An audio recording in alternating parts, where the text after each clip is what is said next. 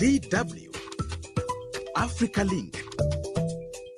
Smart financing isn't just about numbers. It's about unlocking Africa's full potential. In a world of shifting markets and rising opportunities, the right financial strategies can fuel sustainable growth, drive innovation, and build resilient economies across the continent. That's what's coming up. Stay tuned. My name is Josephine Mahachi. Welcome to Africa Link, the podcast that is dedicated to bringing you the stories that matter from Africa, stories that are often overlooked but are crucial to understanding the continent's development. Africa Link, every weekday here on DW. In this exclusive conversation with Dr. Samuel Maimbo, Vice President, Budget Performance Review and Strategic Planning of the World Bank and candidate for President of the African Development Bank, AFDB, we explore how smarter investments, policy reforms, and global partnerships can transform Africa's future. Dr. Maimbo's bold vision as he campaigns for the presidency of the African Development Bank could be a beacon of hope for the continent. Thank you so much for joining us here, Dr. Samuel Maimbo, and welcome to the program. Thank you very much for having me. Great. Let's go directly to your current position. How do you ensure that Africa remains a strategic priority in terms of global resource allocation? One of the things, the best way in which we can do this is for Africans themselves, ourselves, to take charge and define our own destiny. In an environment where concessional financing has been declining, the best way to make sure that we diversify our sources of financing is to look inward. To look at the fact that we've got 60% of the world's arable land, we're still importing $50 billion worth of food. Well, let's start buying it from ourselves. Let's reduce the trade borders that block our intercontinental trade. That's the way we make sure that we are highly relevant. And keep in mind, this is not just for Africans. If you think about our energy and power sources, we have the capacity to export power in leaps and bounds. So as challenging as the current environment is, I remain optimistic about our future. But this discussion has been ongoing for years, Dr. Maimbo, talking about even Africa trading amongst themselves. What seemed to be the challenge? For years, we've talked about development, we've talked about intercontinental trade, we've signed agreements that have 10-year implementation horizons. What has changed is the global environment. We no longer have 10 years. The tariffs that we see going up globally, they're going up today. So what I expect is that this crisis will be a great opportunity for African governments, together with the African Development Bank, the Africa Continental Free Trade Agreement Secretariat, and the African Union, to say now is the time to proceed with implementation. And the reality is, as I have gone around the continent campaigning for my current position, I have been encouraged by the fact that I think we have a generation of leaders today who know exactly what they want for their continent. They're clear-eyed about the ambitions they have set for themselves. And what they're looking for is just support financially, operationally, technically, to get the job done.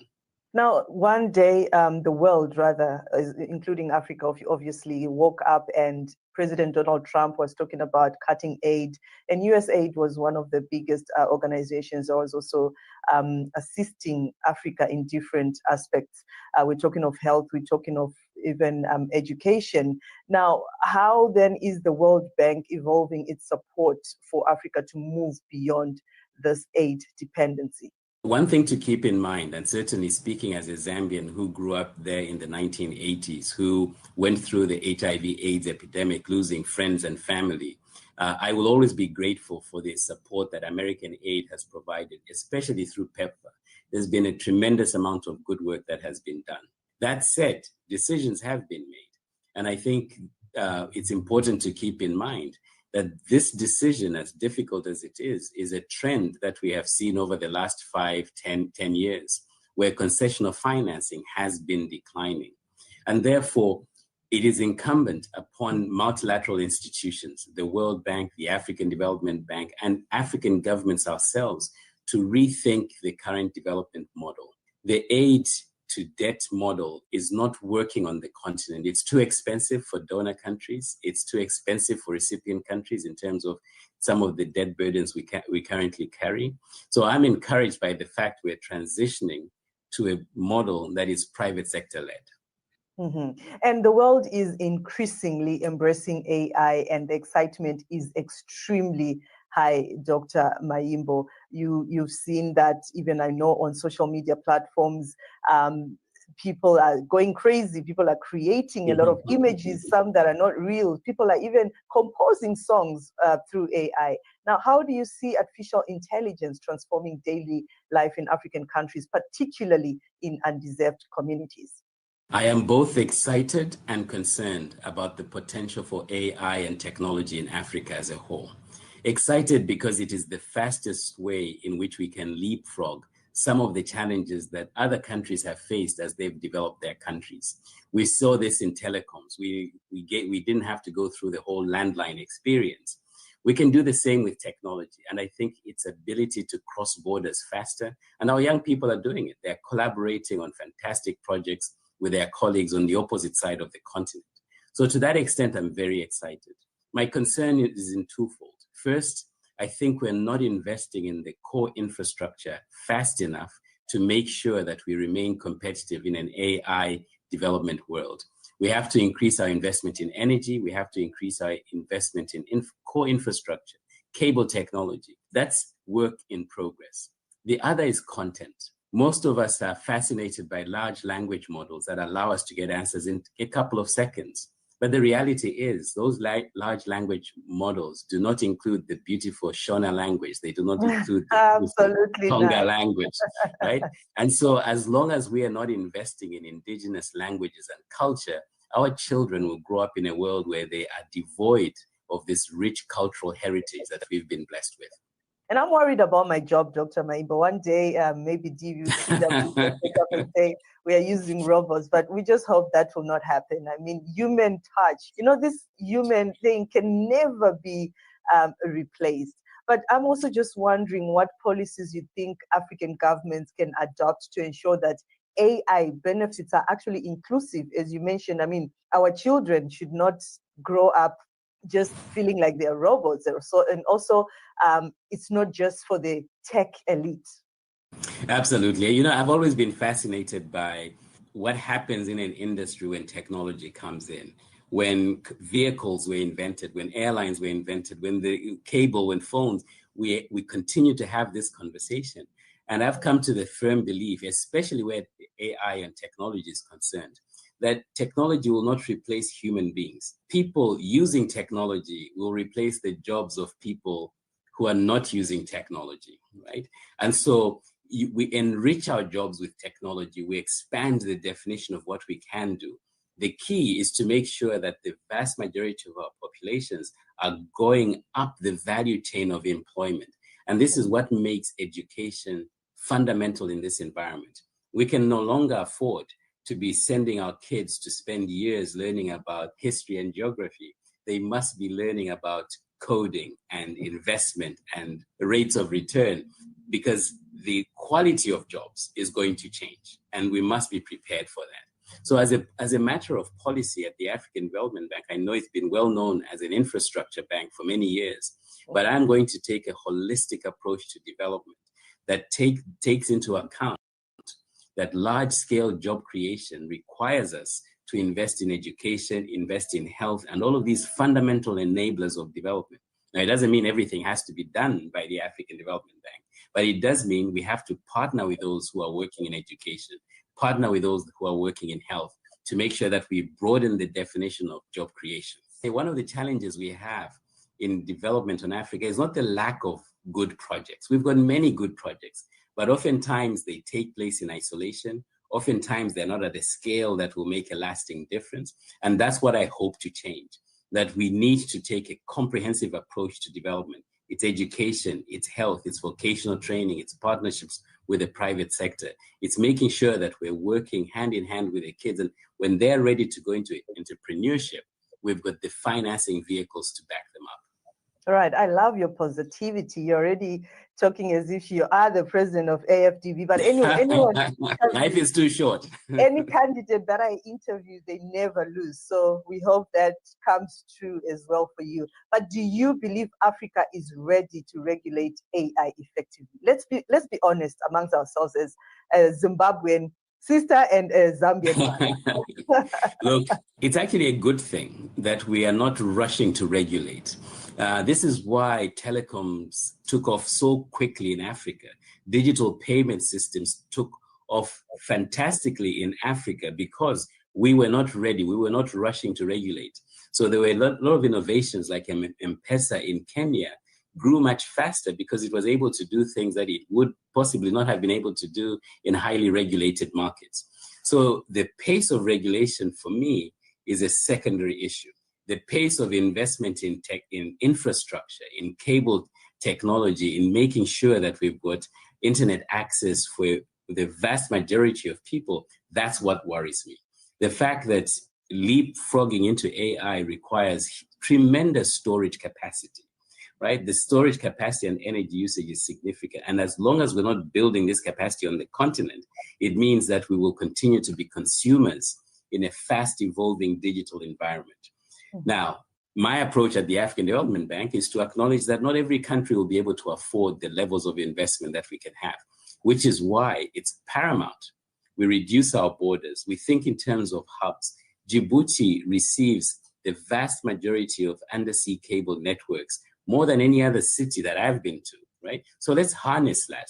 Let's connect it to the rest of the continent. Let's identify port infrastructure that allows us to build this storage capacity and build on that. We've got to share our infrastructure if we're going to emerge as a strong continental bloc. And talking about energy, Dr. Maimbo, I hope that is also one of your biggest agenda as you step into that office as AFDB president, because that is one challenge also I've seen a lot of Africans encountering. You know, we are in the diaspora, and imagine your parents are in the villages there.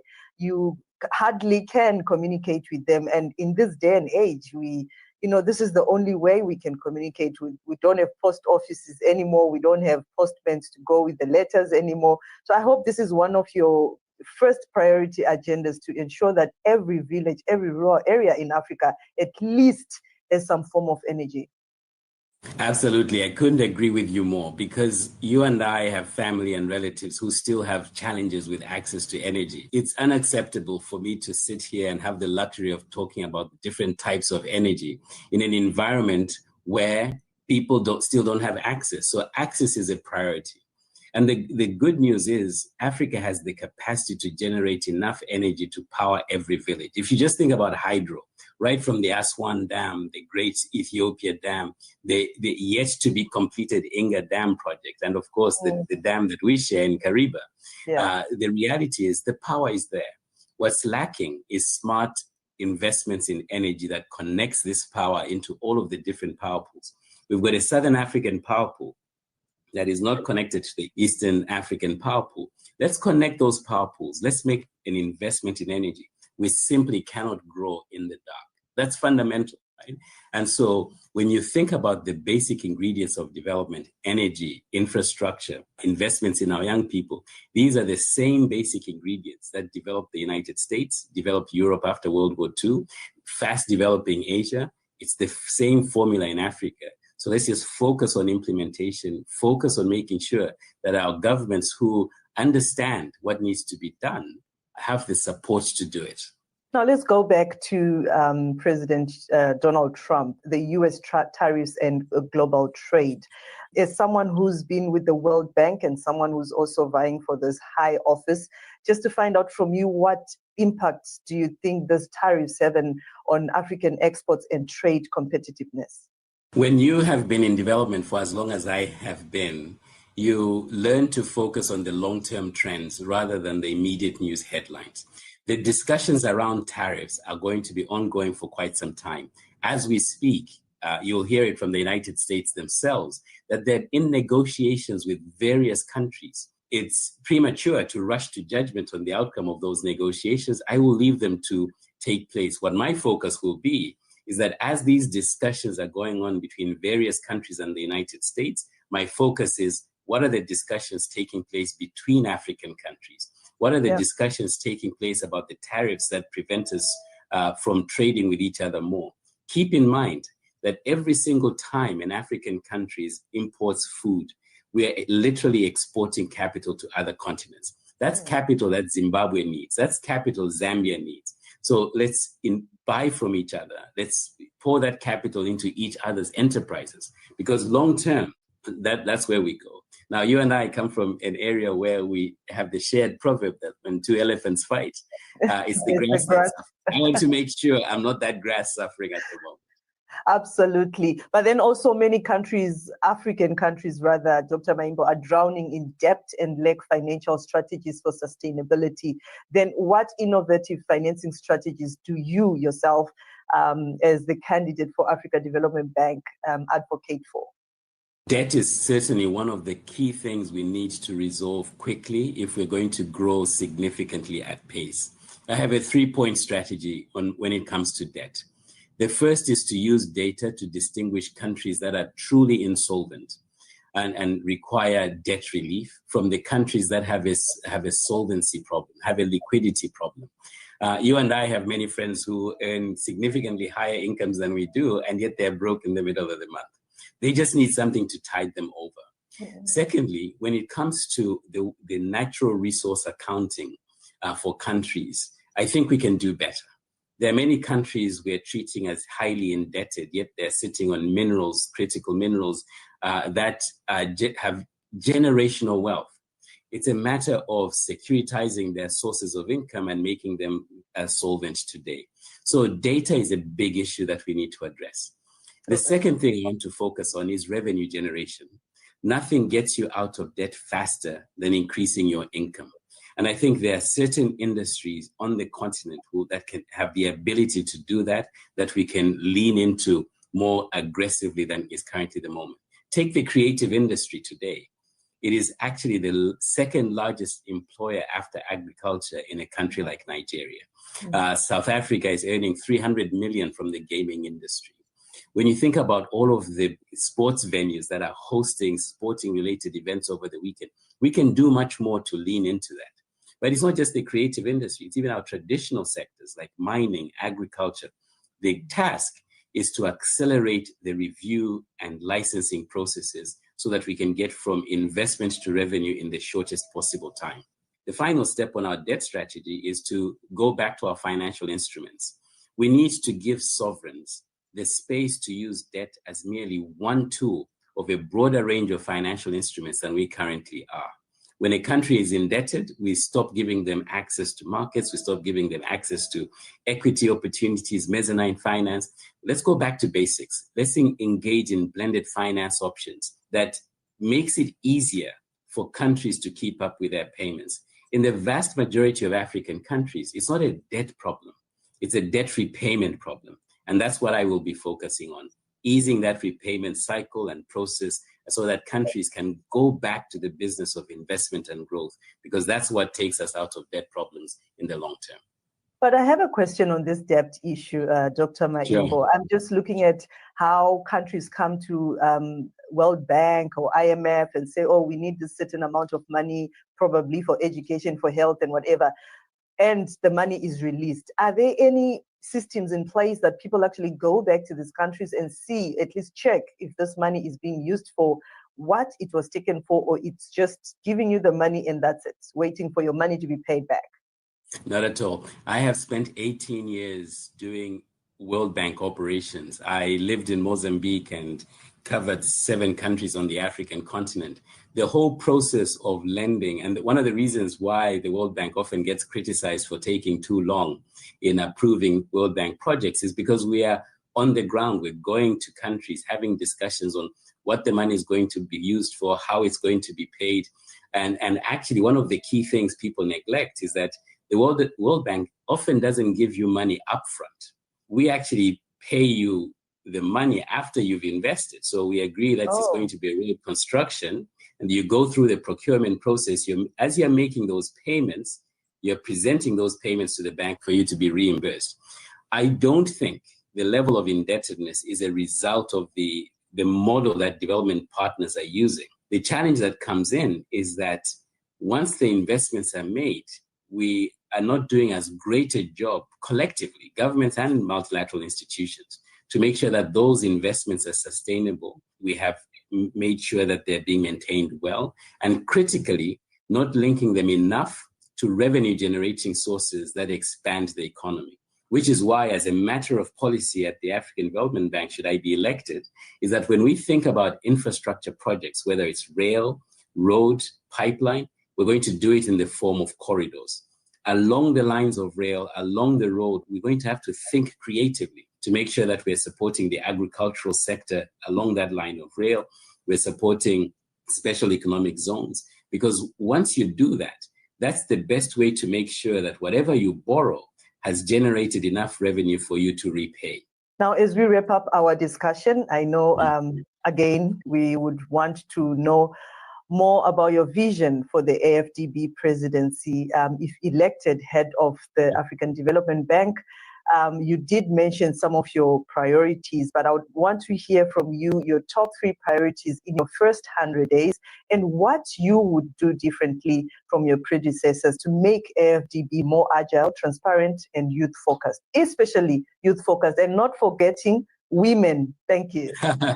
Absolutely. Look, the presidency of the African Development Bank is a relay race. Every president takes on the baton from their predecessor, runs as hard as they can under the circumstances that they find. The circumstances that I will find will be challenging, without a doubt. I intend to pick up from the incumbent and run as strong a race as I can. My priorities over the first 100 days include making sure that we have structures in place to get to hear from everybody on the continent: women, young people, underserved communities, fragile states. We've got to make sure that the institution of the African Development Bank is firing on all cylinders. Our financing, our staff, our institutional capacity, we're making decisions as quickly as we can. The second area is to make sure that we are supporting governments as best we can navigate a very complex, polarized environment. In that regard, a key priority is the African Development Fund. It's going through a replenishment cycle this year. On day one, I'm putting my mind and heart into that effort because it is critical. We have a sizable amount of concessional financing to support governments. But ultimately, the number one goal is to make sure we're growing this economy as quickly as we can. So setting up structures and systems within the African Development Bank that allows us to work stronger and faster with the private sector is a primary priority. And in that conversation, I will have a youth council that advises the president of the African Development Bank and its leadership on how best we can energize youth entrepreneurship, because that is the way we create as many jobs as we possibly can for the billion people that we have on our beautiful continent. When it comes to decision-making, because that's where we need to start, we have to have women in the decision-making structures at the African Development Bank. To be honest with you, I really don't like special initiatives for women. Because what happens when you do that is they lose their seat at the decision-making table. So I want to make sure that my leadership team reflects and we have women represented there, so that when we're making core decisions, we're using the best parts and the best power of our brain power. Women make excellent decisions. I find them much more rational and patient in dealing with complex issues. But beyond that, I want to make sure that structurally, when we're investing in our AFDB operations, women are at the heart and center, because the reality is, you and I know that when a village doesn't have electricity, when schools don't have books, it's our girls, it's our women who suffer the most. When we do not have clean energy for cooking, it's our women who get sick. And so every single operation that we will do at the African Development Bank will have a gender lens that takes care of the structural issues and biases that we have in our financing loan application systems. We need to review all of that. So that's the reason why I often say I don't like special initiatives for women. I like them as a top-up. I like them as extras. But we must make sure that the core business, decision-making, structural design of operations, the financing process, that has to reflect and make sure that women are taken care of. Dr. Samuel Maimbo, Vice President, Budget Performance Review and Strategic Planning, World Bank, and candidate for President of African Development Bank, AFDB. Many thanks for joining us. Africa is changing. Don't get left behind. Tune in to AfricaLink. That's it for this edition of AfricaLink. Remember, you are not just a listener, but a vital part of our community, and your engagement can shape the direction of our discussions. We are committed to including your insights and encourage you to share your thoughts with us. You can find all of the AfricaLink podcast episodes on Spotify and Apple or wherever you get your podcasts from. This episode was co-produced and edited by Isaac Mugabi. My name is Josephine Mahachi. Thanks for listening. Until the next one, it's bye for now.